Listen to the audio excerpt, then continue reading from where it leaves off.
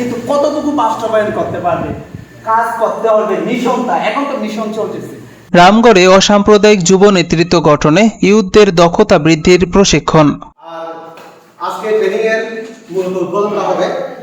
Sir আসলে আমরা চাইছিলাম স্যার যদি অনেকক্ষণ থাকে, এখন হাজার ব্যস্ততার মাঝেও আজকে অলরেডি ডিসিশন আমরা আসতেছে। খাগড়াছড়ি থেকে মাহমুদুল হাসানের পাঠানো তথ্যচিত্রে বিস্তারিত জানাচ্ছি মাসুম বিল্লাহ।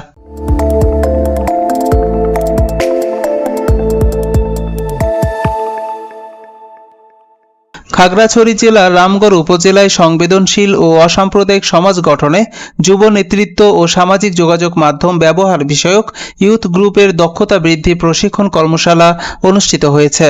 তৃণমূল উন্নয়ন সংস্থার আস্থা প্রকল্পের বাস্তবায়নে মঙ্গলবার সকাল 10টায় রামগড় অডিটোরিয়াম হলরুমে 17 থেকে 19 সেপ্টেম্বর 2024 পর্যন্ত 3 দিন ব্যাপী প্রশিক্ষণে প্রধান অতিথি হিসেবে উপস্থিত থেকে শুভ উদ্বোধন করেন উপজেলা নির্বাহী অফিসার মমতা আফরিন। কোনোভাবেই ট্রেনিংটা যাতে এমন না হয়, কারণ ট্রেনিং এর কিছু আমি বলবো না, ট্রেনাররা বলবে, আমি তো নর্মাল কথাবার্তা, ট্রেনিং শেষ হওয়ার পরে বাসায় গেলাম, ঘুম গেলাম, শেষ, ওরকম যাতে না হয়। ওরকম করার জন্য ফার্স্ট টাইম এখানে যেহেতু এই ট্রেনিংটা হচ্ছে, তোমাদের সাকসেসের জন্য নিশ্চয়ই রামগড়কে সিলেক্ট করা হয়েছে ট্রেনিং দেওয়ার জন্য, তবে ওই সাকসেসের মানটা রাখতে হবে।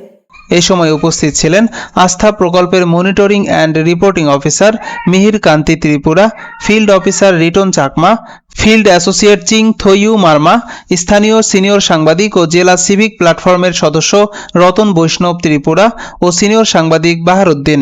প্রশিক্ষণে রামগড় উপজেলা থেকে 30 জন ইউথ গ্রুপ সদস্য অংশগ্রহণ করেন।